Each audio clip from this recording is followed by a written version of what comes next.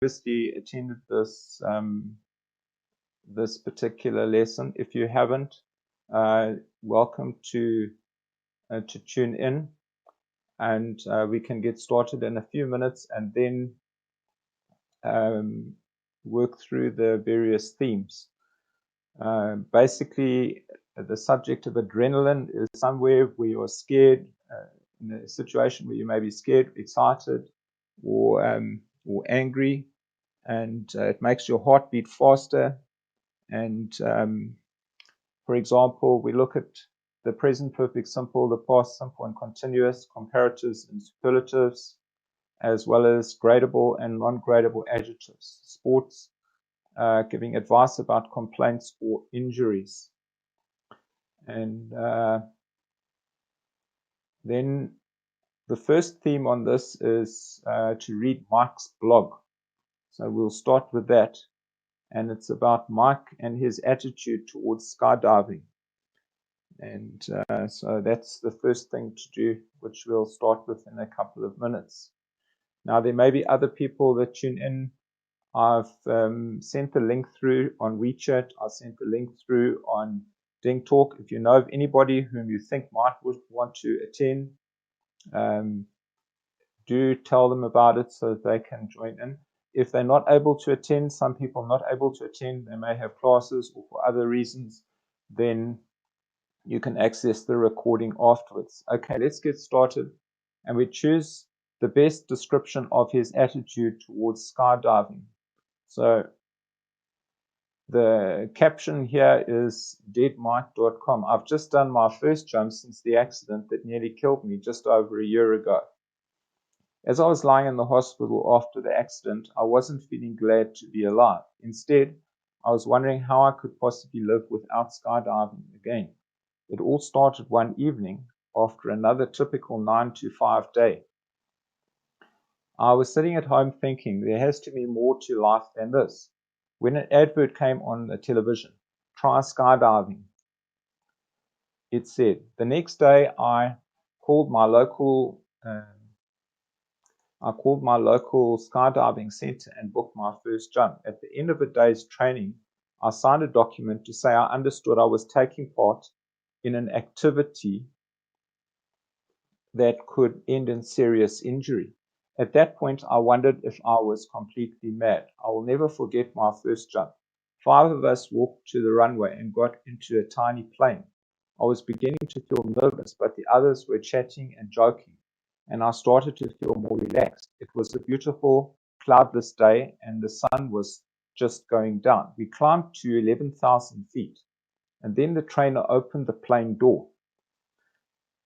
And suddenly it was time to jump in. As I pushed myself away from the plane, my mind went blank. Words cannot describe the rush of adrenaline I experienced while I was free falling.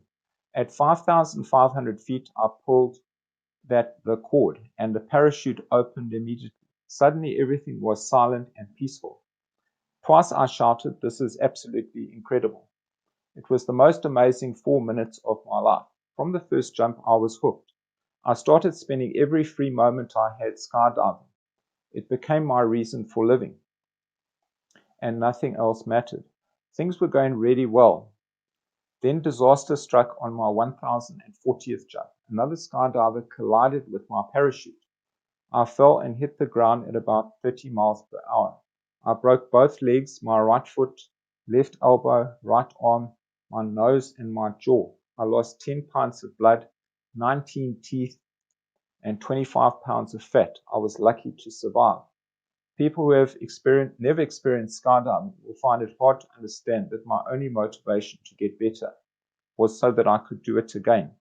All I can say is that for me, skydiving is life, and life is skydiving.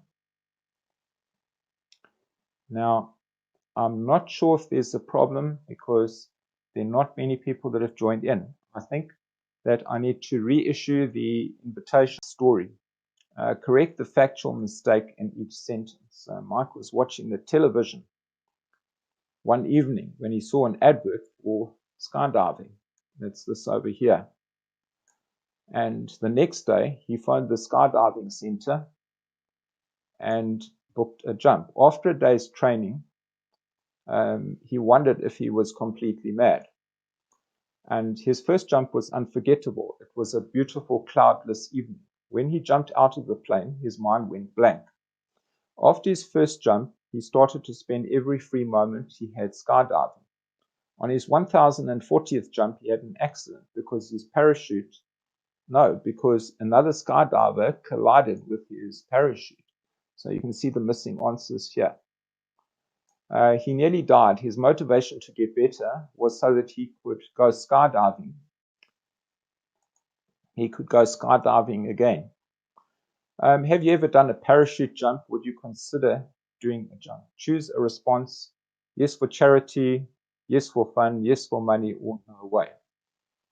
Would take a lot of persuasion from my point of view, but I wouldn't dispel the possibility, but I'd need a lot of persuasion. And look at the adverbs in the box and the sentences in the table. So here we have gradable adjectives and non-gradable adjectives. Now, if it's gradable, then you could say, for example, it's extremely good, it's fairly good, really good, very good. Otherwise, if it's not gradable, then it cannot be more than that. So it could be absolutely incredible or really incredible. And how did Mike describe it? He said this is absolutely incredible. Which adverb can you use in both sentences is really. Now, what I'm doing is I'm running through the text here, but there should be time for us to speak afterwards, and we can choose something that relates an interesting part of this that we could speak about. Maybe we could share some discussions or share something about our previous experiences. But as we look through this, it tells us to look at the gradable ones and ungradable. So, for example, find pairs of adjectives in the box that have similar meanings.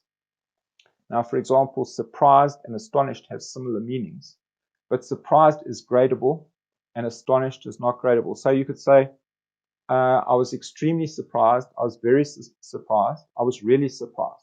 Or otherwise, you could say I was absolutely astonished. So on the left side, if you look at just one or two of them, you could say it was very funny, it was extremely funny, it was really funny, or it was absolutely hilarious. So with the non-gradable, you'd put absolutely, for example. Here, for example, this one, the last time I went to Madrid was in August, and it was absolutely boiling, over 40 degrees. So when something is the most that it can be, then you tag it with absolutely as an adjective. Here is an audio. Listen and repeat the exchanges, and this connects with the gradable and ungradable adjectives. Okay, the audio will start. 2. A. It's very cold. Cold? It's absolutely freezing. B. She's very funny. Funny? She's absolutely hilarious. Here's to respond to more prompts in the next audio, starting. A. It's very hot in here. B. He's very angry. C. She's very pretty. D. My car's very dirty. E. They're very tired. F. This lesson is really interesting. Imagine you're in the following situations. What emotions would you feel? Going on a roller coaster at the fair, I'd feel nervous, or I'd feel really excited. Galloping on a horse, I'd feel frightened. Being stuck in a traffic jam, I might say I'd feel angry.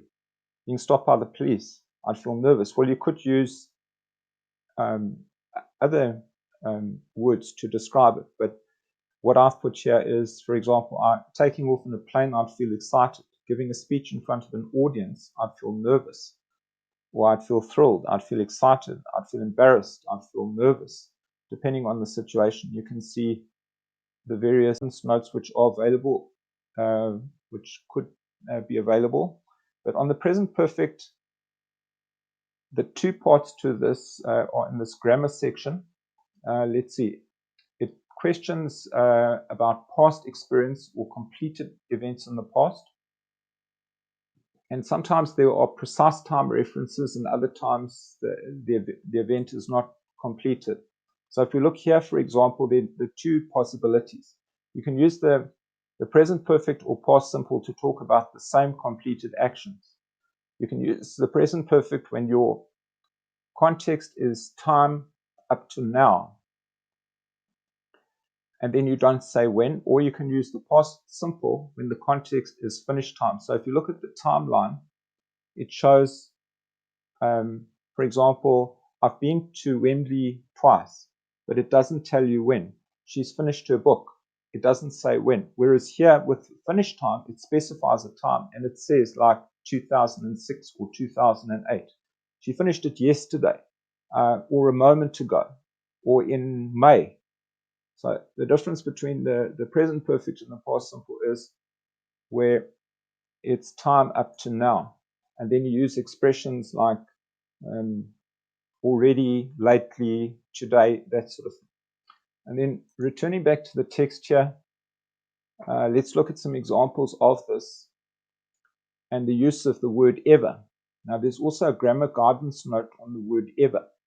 So if we look over here in the grammar guidance note, there's a grammar guidance note on been and gone, and there's another one further on about been, at least about ever.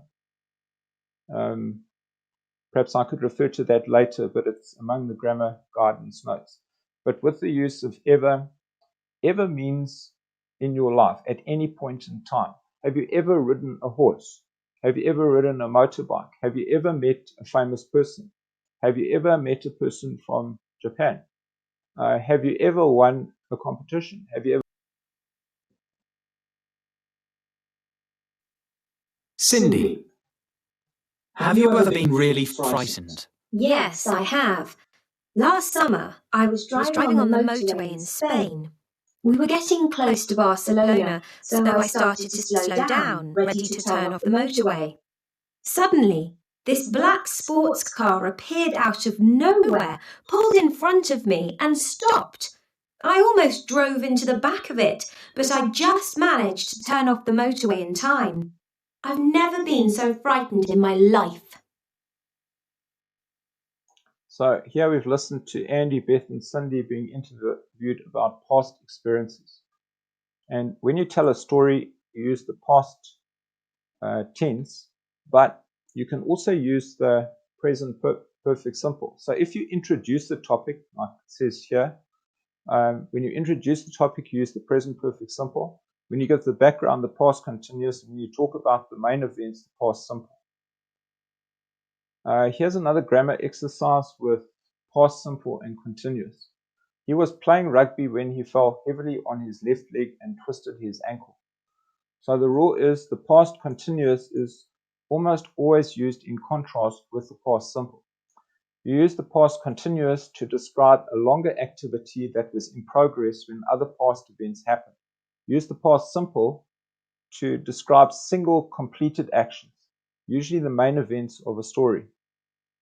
That's either if it's completed or if it's still in progress.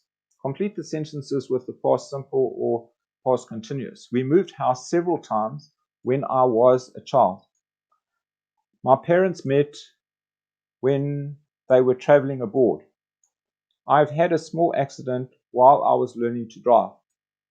Or I had a small accident while I was learning to drive. When I woke up this morning, the sun was shining.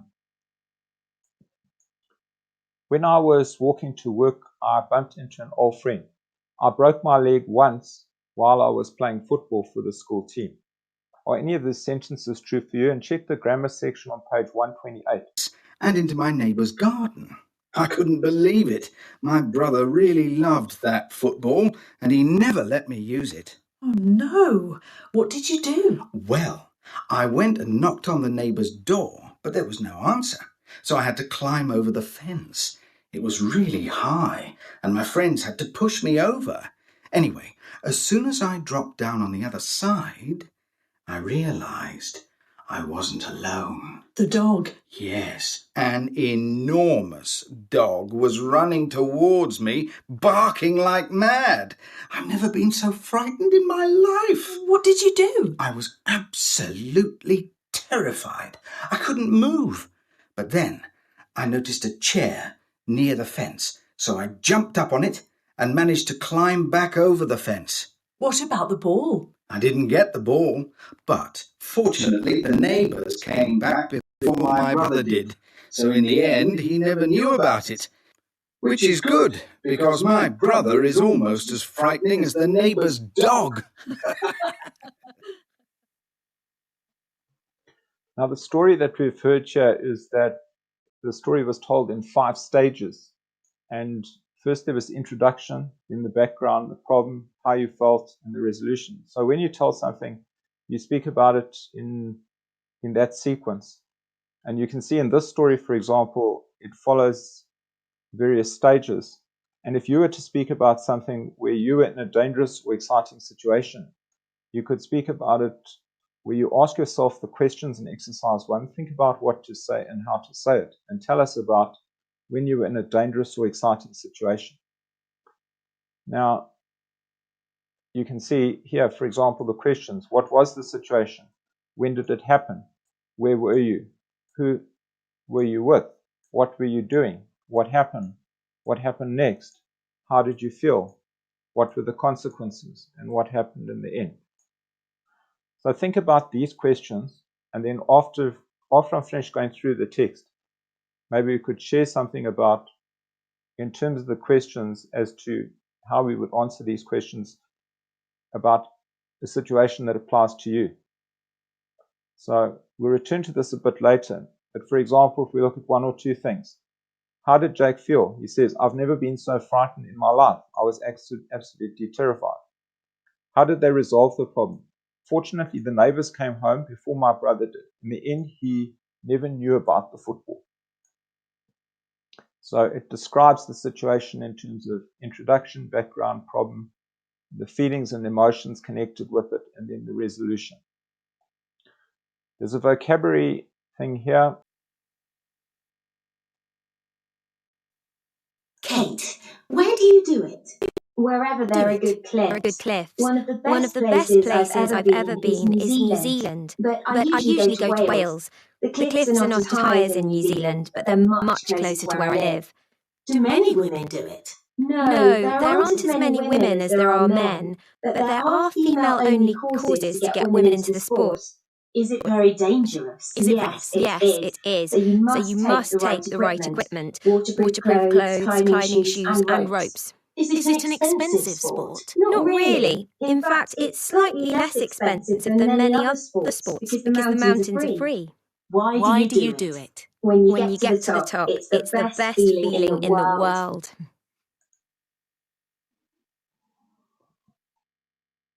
Work with your partner, choose 5 or more sports to add to the table, and complete the place and equipment columns for each one. And that might be golf, tennis, esports, billiards, road running. Then there's another part of grammar here, which is comparative and superlative structures. So the rules for this would be that, for example, you could say, let's just see if I scroll through here. He's slightly taller than me. She's much more mature than he is. They're just as good as we are. It's by far the biggest one I've ever seen. And then in most cases, you just add ER or EST for 1 syllable and 2 syllable. If it ends in the vowel plus consonant, then you double the consonant. You add ER, EST. And in some cases, if it's 2 syllable adjectives which end in Y, then you put IER or IEST. And when there are more syllables, then you use more and most. And there's some examples of this. For example, here, relating to these 1, 2, 3, 4 here, then you can get what you see here, which is all highlighted. But also you could check the grammar section, which is, where is it now? It's over here. So the grammar section, let's see if it responds to that. Just half a moment. Okay, so the grammar section with comparative and superlatives, with and it basically what I've said already you can find here, and it refers to the shorter adjectives and longer adjectives, and with the longer adjectives it's more. So there may be some examples of this here, like for instance, let's see, nice, nicer, so you just add er. Fit, fitter, add er. Healthy, it is fit, fittest, and double the consonant there, ier, when there's a y, and iest. And then here there's some irregular ones, and then also here you can put, as you can see, you could read through this and you can see how you would use more and most. Like with the longer adjectives, it's more exciting or most exciting, more extreme or the most extreme. And there's a list of sports, and it looks as if volleyball is the most widely used. And then there's some more information here about that. And then over here we've got in your town, for example, where is the nearest ski resort, the nicest swimming pool, the biggest football stadium, the best sports shop, and that sort of thing. And then here's some useful phrases which are connected with this theme. Here is, I think there's an audio that goes with this. So let's see if we can listen to that audio. That will start now. Just a moment. Here we go.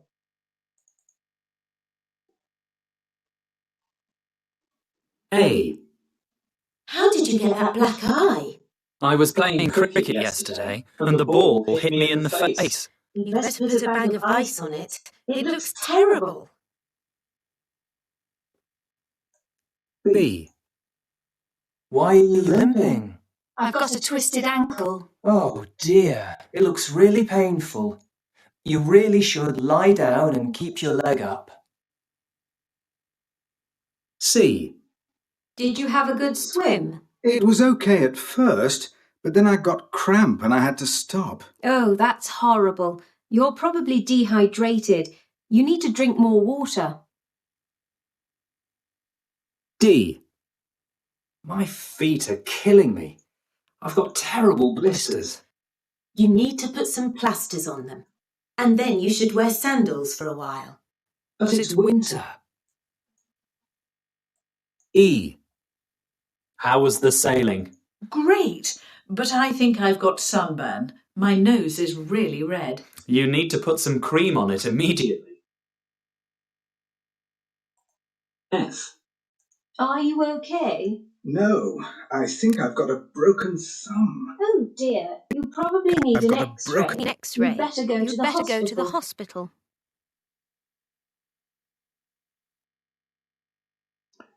Okay, that isn't displaying now. It's showing again, as you can see.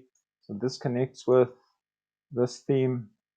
What do we have here? They're conversations whereby you can use various phrases according to the situation. And if we listen into just the phrases themselves instead of the entire conversation, then it sounds like, well, that's what you heard, but you can hear it again in 1.19. And 1. You'd better put a bag of ice on it. 2. You need to drink more water. 3. You'd better go to the hospital. 4. You need to put some cream on it immediately. 5. You really should lie Down and keep your leg up. 6. You need to put some plasters on them.